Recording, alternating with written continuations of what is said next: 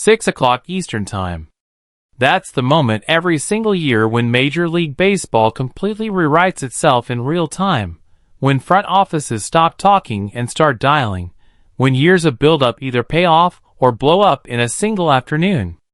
And this year, when that clock finally struck 6, one franchise walked away feeling like they'd built themselves a real shot at October, and another franchise walked away having handed away the one player their entire fan base had grown up loving, sent him packing to a division rival no less. So buckle in, because this one is everything. A franchise catcher on the move, a team quietly building for a real run, and a fan base left asking one very uncomfortable question about whether their front office just torched the future to save a few $1 million. Real quick before we get into it, if you're new here, tap that subscribe button right now, because this channel breaks down exactly these kinds of moments, the ones that actually shape a season, no filler, no fluff. Hit subscribe, turn on notifications, and let's dive straight in. So let's talk about the Yankees first, because heading into deadline day, this was a franchise dealing with a very specific problem. Their lineup has been banged up for stretches of this season, waiting on both Aaron Judge and Cody Bellinger to fully round back into form, and general manager Brian Cashman and owner Hal Steinbrenner were reportedly weighing a very particular strategy. Insider Joel Sherman put it about as clearly as you possibly could heading into the deadline, saying he could see the front office finding a middle ground this year, doing a little selling, a little buying, but doing it all with more than just this current season in mind. Not the all-out, mortgage-the-farm aggression of years past, but a smarter, more measured approach. And that's basically exactly how it played out. With the trade market entering deadline day absolutely stacked with more buyers than sellers, since something like 21 different teams were either sitting in a playoff spot or within 4 games of one, the Yankees had to be patient and pick their spots carefully. They watched a few names they'd been linked to go elsewhere first. Joe Adell went to the Guardians. Taylor Ward, an above-average bat that would have fit snugly into that Yankees lineup, got scooped up by Seattle instead, and that one reportedly stung a little for the front office watching it happen. But New York didn't panic. Over the weekend leading into deadline day, they moved to acquire infielder Luis García Jr. from the Washington Nationals, sending back a package built around pitching depth. Garcia immediately got the number 26 jersey handed to him in the clubhouse, a number that hadn't been worn by a Yankee since DJ LeMahieu, which, if you know anything about how that organization treats jersey numbers, tells you they see something real in this kid. Then, right as the clock wound down toward that 6 o'clock deadline, the Yankees closed things out by adding outfielder Heliot Ramos from the San Francisco Giants, bringing in some right-handed power to the lineup while Judge continues working his way back to full strength. They weren't total buyers, though, and that's part of what made this deadline so interesting for New York. They also sent reliever Camilo Doval over to the Pittsburgh Pirates in exchange for a couple of prospects, a move that trimmed a little bit off the bullpen depth chart while restocking the pipeline underneath it. It was, by just about every account covering it, a quiet deadline for the Yankees compared to some of the fireworks happening elsewhere around the league. But quiet doesn't mean insignificant. They added a lineup piece in Garcia. They added outfield thump in Ramos. They did it without giving up any of their true top-tier long-term assets, and they walked away from deadline day with a roster that's better equipped to make a real run in what is shaping up to be an absolutely stacked American League East. That's the kind of deadline where you don't trend on social media all afternoon, but you quietly put yourself in a stronger position heading into the stretch run, and that's exactly why so many people are calling this a genuine win for New York. Now, let's shift over to the other side of this story, because this is where things get a whole lot more dramatic, and honestly, a whole lot more emotional if you're a fan wearing orange and black. The Baltimore Orioles walked into deadline day in one of the strangest, most complicated spots in all of baseball. President of Baseball Operations Mike Elias said it himself ahead of time. This wasn't a team that was fully committing to one direction or the other. Not full sellers, not full buyers, sitting in that uncomfortable middle ground where a front office has to weigh short-term hope against long-term reality. And in the days leading up to the deadline, that selling instinct started to show. They'd already moved reliever Andrew Cashner off to the Red Sox for a couple of lower-level prospects, continuing what's actually become a bit of a pattern for this front office over the years of shipping bullpen arms up the coast to Boston. Then, right in the middle of deadline day, the moves started stacking up fast. Jeff Passan reported that outfielder Taylor Ward, the same bat the Yankees had been eyeing, was headed to Seattle instead. Then came word that starting pitcher Dean Kramer was on his way to the Minnesota Twins. Piece by piece, this Orioles roster was getting stripped down in real time, right in front of a fan base that had spent years buying into the idea that this young core was finally ready to compete deep into October. But none of those moves prepared anybody for what came next, because at 2:45 in the afternoon, the biggest bombshell of the entire day landed. The Orioles agreed to send catcher Adley Rutschman to the Boston Red Sox. Let that sink in for a second, because this isn't just any player. Rutschman was the #1 overall pick of the entire 2019 draft. He's a 3-time All-Star. He was supposed to be the face of this Orioles rebuild, the homegrown cornerstone this entire farm system was built around. The guy Baltimore fans envisioned wearing the uniform for the next decade plus, while this young core grew up together and chased championships.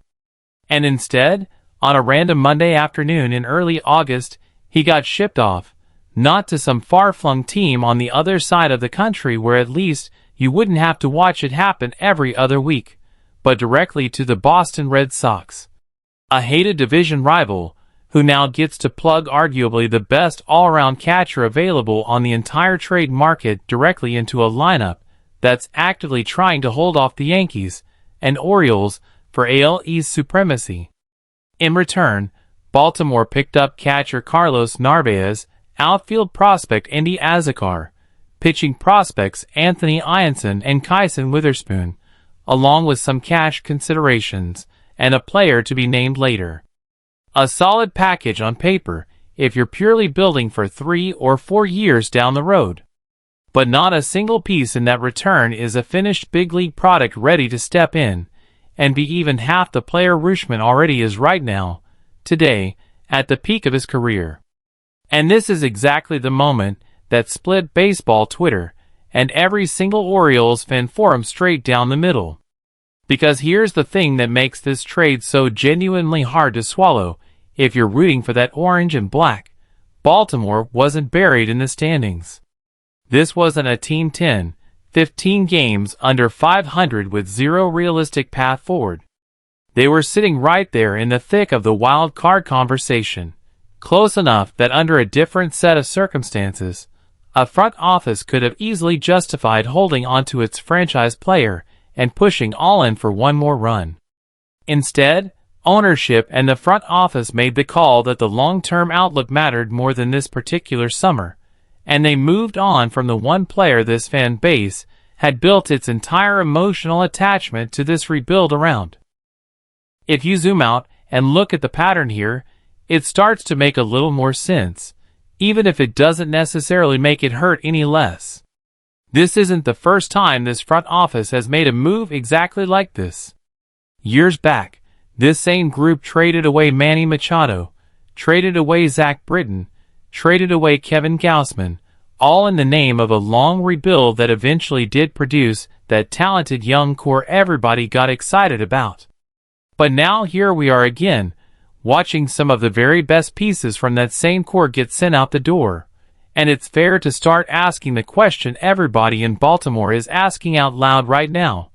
Is this front office capable of ever actually finishing the job, of ever getting this close to a real championship window, and choosing to run through it instead of tearing it back down for more future assets? Because right now, it sure looks like the pattern is starting to repeat itself, And that is a genuinely scary thought if you've invested years of your fandom into believing this era was going to be different. Think about what this means from a pure baseball trust standpoint too. When you're a young player coming up through an organization, when you're a free agent deciding where you want to sign long-term, you're watching exactly what happened to Adley Rutschman. You're watching a former number 1 overall pick, a face of the franchise type talent, get traded away to a division rival the moment his team hit even a slight fork in the road between buying and selling. That's the kind of move that makes future stars think twice about ever fully committing their careers to Baltimore. Because why would you? If the lesson from this front office's history is that eventually, even the best homegrown talent becomes trade bait the second it makes financial or long-term sense. Now, let's talk about what this actually does to the American League East race, because this is where the Yankees' quiet, patient deadline starts to look even smarter in hindsight. The Red Sox just got significantly better at a position they clearly identified as a weakness, adding a 3-time All-Star catcher in the middle of a playoff push, and they got him from a division opponent no less, which means Baltimore didn't just weaken themselves, they actively strengthened a direct competitor in their own division at the exact same time. That's a brutal 1-2 punch. Meanwhile, the Yankees sat back, made calculated additions in Garcia and Ramos without mortgaging anything significant from their long-term core, and let 2 of their AL East rivals essentially trade pieces back and forth in a way that, at least on paper, makes Boston stronger and Baltimore weaker, all while New York stayed exactly where they wanted to be, patient, healthy at the top of the roster, and positioned to make a real push once Judge and Bellinger are both back to full strength. So here's where this all lands.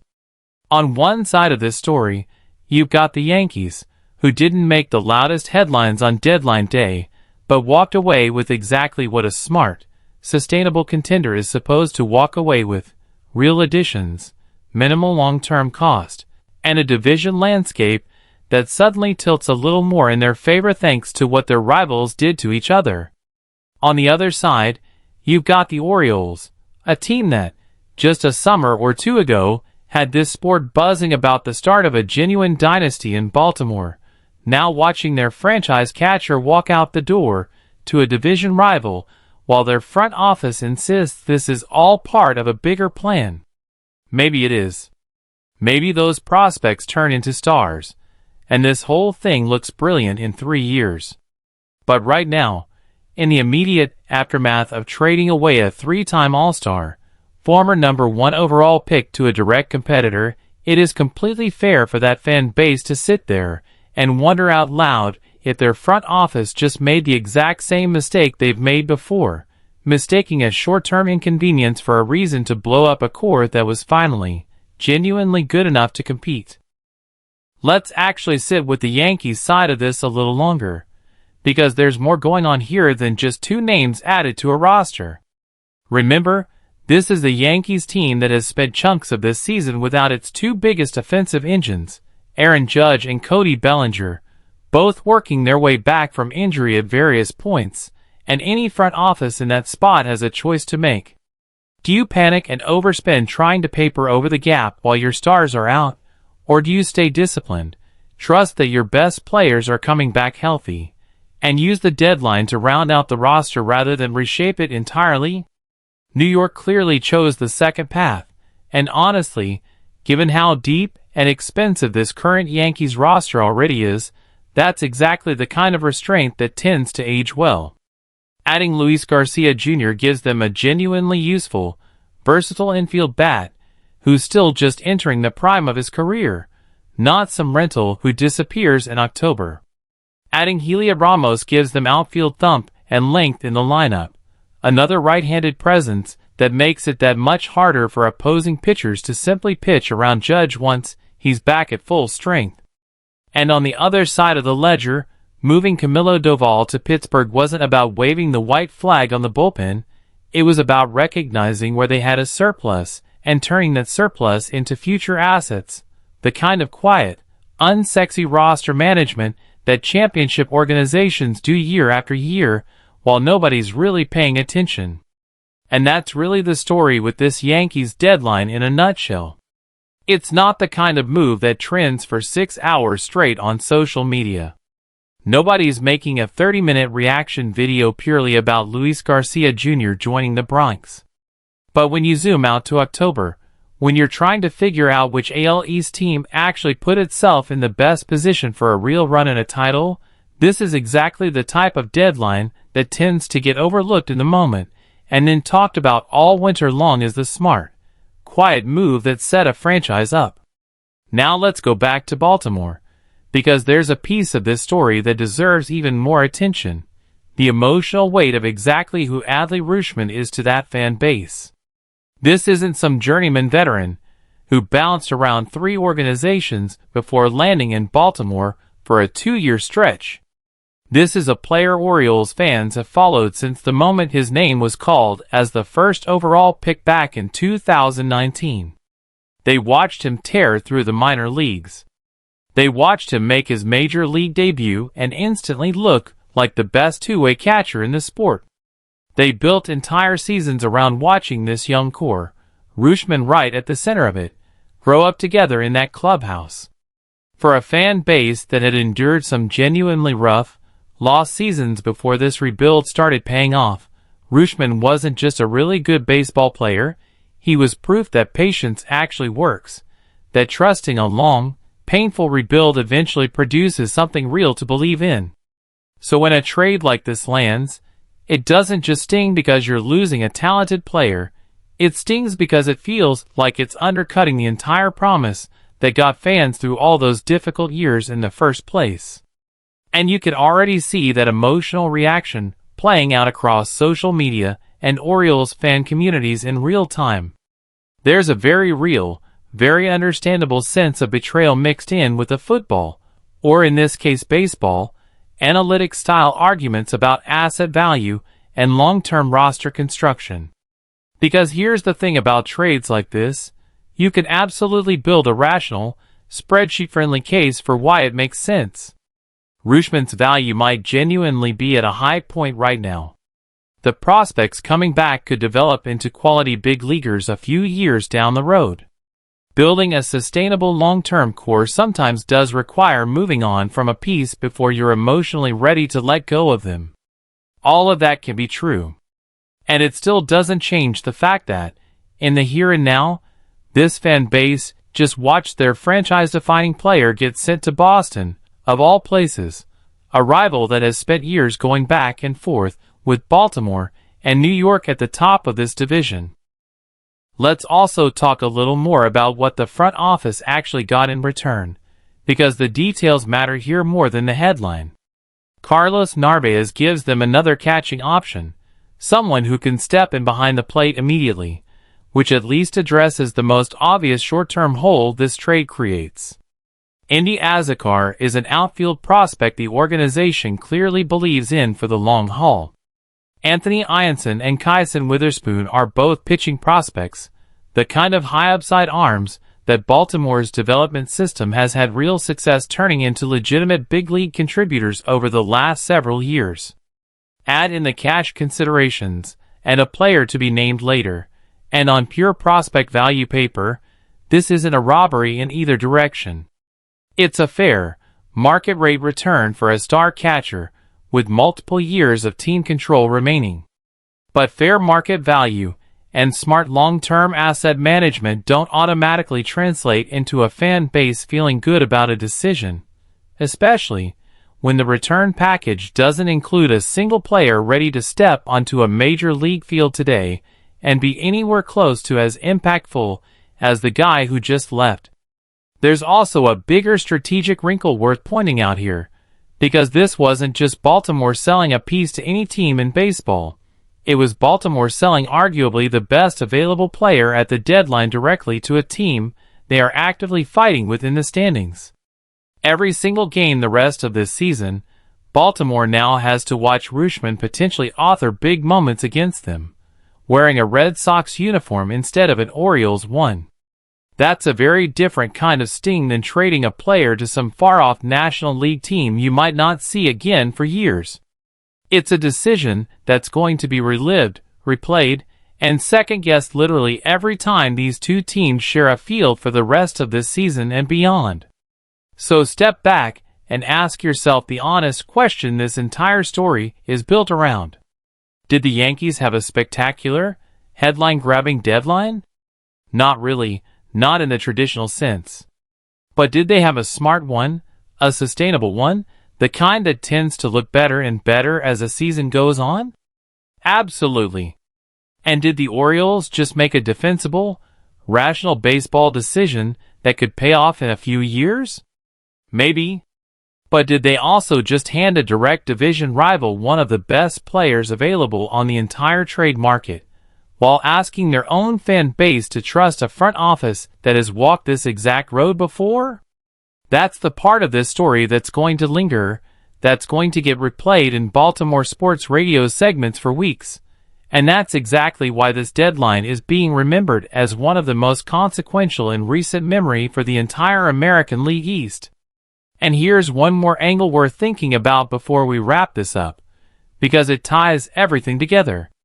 Trade deadlines like this one aren't just about who got better on paper today, they're about which organizations fans can actually trust to make the hard calls the right way, year after year. The Yankees, for all the criticism that gets thrown their way about payroll and pressure, showed real organizational discipline this deadline, adding useful, controllable talent without gutting anything meaningful. That's the kind of decision-making that keeps a fan base confident even in years where the roster isn't perfect, because you trust the people steering the ship. The Orioles, on the other hand, are now facing a much tougher conversation with their own fan base, one about whether ownership is genuinely committed to finishing what this young core started, or whether this organization is destined to keep cycling through build-up and tear-down phases every few years, never quite pushing all the way through to a championship. That's not a knock on any single trade in isolation. It's a question about pattern, about track record, about whether the version of events happening in Baltimore right now looks a little too familiar to fans who remember exactly how the last rebuild played out. Because at the end of the day, that's what makes this story so much bigger than one trade deadline. It's a genuine crossroads moment for a franchise that had this entire sport buzzing about their potential just a couple of seasons ago. And it's a reminder for a fan base up in the Bronx that sometimes the quietest deadlines end up being the smartest ones, especially when your division rivals are busy handing each other exactly the kind of difference-making talent that swings a pennant race. This story is going to keep developing all the way through the rest of this season and probably well into the offseason too. So if there's a new update on how these moves shake out, or how Rutschman looks in that Red Sox lineup, or how this Orioles front office responds to the backlash, you already know exactly where to come back for the full breakdown, straight from the source, no fluff, no filler. This video is created for entertainment purposes. All information shared is based on publicly available reports, team statements, and ongoing developments as of the time of publishing, and details may change as the situation evolves. This content is intended to celebrate and discuss these athletes, teams, and organizations respectfully. No disrespect is intended toward any player, executive, or franchise mentioned.